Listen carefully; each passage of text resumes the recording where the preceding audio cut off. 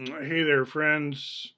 I'm going to do a little more place-based education and delve into what I'm going to call admin themes, things that's kind of behind the scenes, administrative, geeky kind of stuff, kind of for culture continuity. Like I'm trying to pass the torch, geek to geek, what it's like. Here we are at the beginning of 2020, February 8th, and we're looking at some kind of cheesesteak menu let's see, am I going the right direction?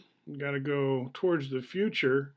I'm at a food cart in a food pod. That's what we call them here in Portland, food pods. I don't think that terminology has gone very far beyond Portland. I could be wrong. It's, a parking lot or space devoted to many food carts. Here's a look at that. This is an eating gaslit in the middle. No pun intended, I don't think, and all kinds of carts there, some closed, some open. And over in the right hand corner, there's some paintings and artwork, which I'm about to show you. This is the Burmese food cart, and I got a chicken soup there that was quite good. I had quite a bit of spice to it. That was what I was in the mood for at the time. The coconut chicken soup there at the bottom is what I got.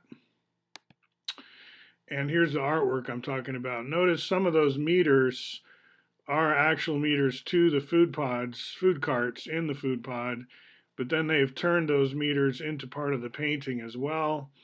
And again, the theme of gaslight and kind of retro technology mixed with the idea of an insane asylum. It's kind of a cartoon.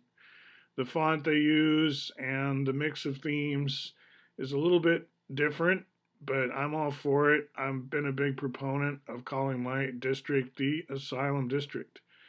And this whole thing about Spaceship Earth kind of oscillating between two extremes, we're either a hospital for the insane or a university hospital. Either way, it's just how insane are we, I guess is the question.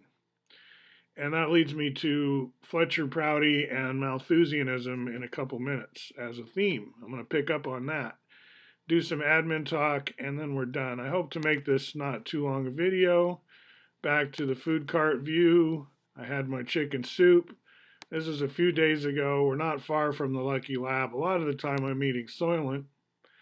And I finally got this fruitcake delivered from my relative actually as well, Uncle Bill, to his relative in the neighborhood. Now we're going to see Coast Starlight go by, which is a good segue because Uncle Bill, comes down from Seattle on this Coast Starlight to visit. Now this is coming from the south. This will be coming from California. It's on its way to Union Station, and then it will continue on to Seattle. This is a double-decker diesel train that runs all the way up and down the coast of California, Oregon, and on into Washington, right? That's the Coast Starlight. I'm sitting in traffic, obviously, holding the camera out the window on my way to work. Okay, so now segue to listserv issue number 1.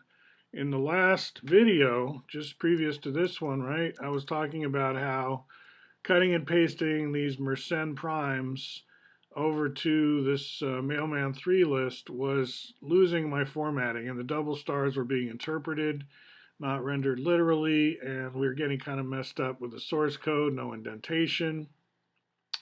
Our transition is fairly recent to Mailman 3, and the other list owner, or shall I say the lone list owner perhaps, did a couple tests along the lines that I was doing and got this to work using what we could call markdown and restructured text. Either both experiments looks like they're working. So this would work with source code as well, I'm guessing. I don't know if we can automatically get color coded source code just by using certain tick marks like we can with Sphinx. That would be cool. I'm also still thinking, because we have so much archive that no one was thinking in terms of restructured text or any of that, that it would make sense to have a button somewhere where you can pop up an older rendering where things are pretty much indented the way they should be, given this is a Python code intensive list. and so are a lot of the Python lists. You'd think as a feature, the HyperKitty Mailman 3 initiative might find a way to restore the readability of the archives, because even if going forward we're going to use these kind of new markdown symbols, we don't have that going back. So just something to think about. The other list I'm looking at here is Synergio. And here's my transition to Prouty. Now, I'm not a list owner here. I'm just,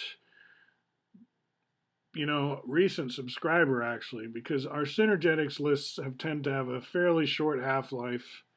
They're kind of marginal and kind of, I don't know. I'm not always proud of the quality or anything like that, but I do put my stuff in here as well. And this mentions of Bucky on YouTube is interesting. Let's follow one of these links. It takes us to a fairly old, I'll turn off the sound here, interview of Fletcher Prouty, who Joe Rogan keeps saying in at least 2 interviews now that I've seen, one with Abby Martin, who'd been hanging out with Oliver Stone, and one with Michael Shermer. Joe Rogan complains that Oliver Stone introduces this fictional character, this certain man X, in his, he thinks it's a sort of deus ex machina, sort of like phony plot device to introduce this guy who never existed who tells you stuff out of the blue.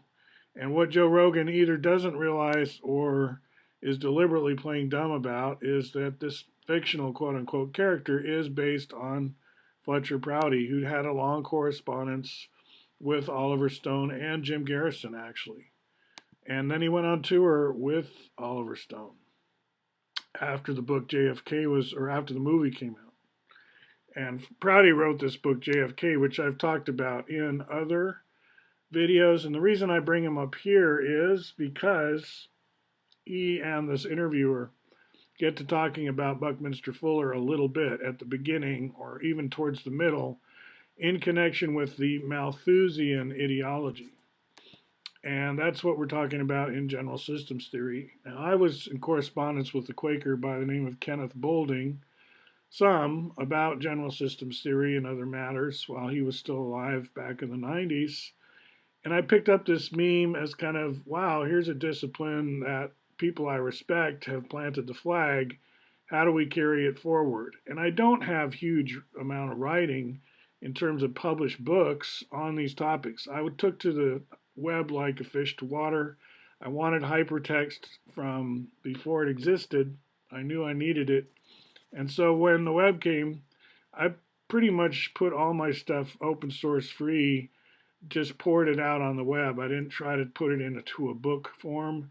I'll still say things like in my book, but I don't write books so much. I add to the web.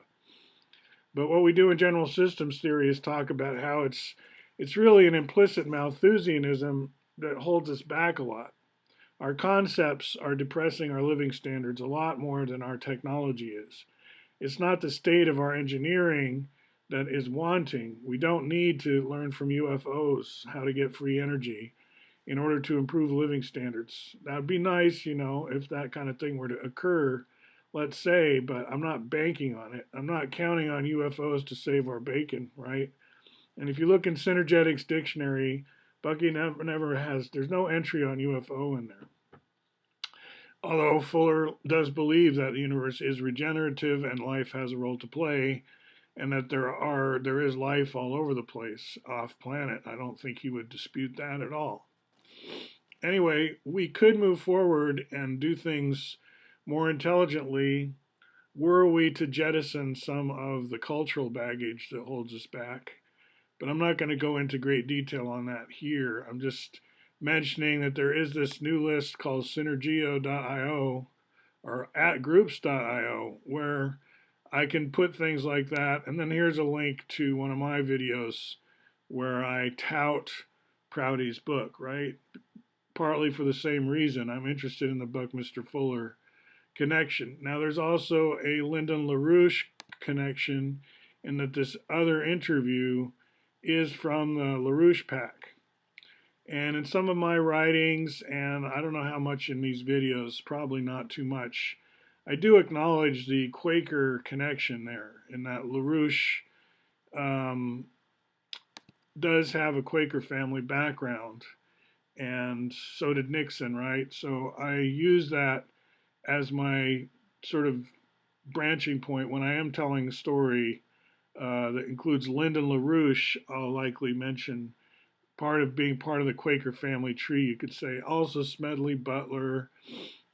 Was Betsy Ross in the Quaker camp? I can't remember. People want to claim Walt Whitman. He'd be great to have, feather in our hat, right? All right, so that's going to be it for today. I just wanted to remind you of, what's at my website, the general systems theory stuff, which can connect you if you want to crypto and blockchain and all that, if that's what you're into. But I don't fill in all the blanks. It's like I leave, it's kind of Mad Libs around my place. In other words, it's very suggestive and gives you a lot to think about, but I'm not giving you a step by step recipe for what to do next or anything like that. I am challenging you to look in a different way. And that's kind of what all of synergetics is about as well, isn't it? It's about how can we even look at polyhedra in a different way? How can we look at structures in a different way? How can we update our thinking, right? That was the mind over brain, right? How can we be how can we allow ourselves to be upgraded, right? So on this channel we talk about artifacts of various kinds.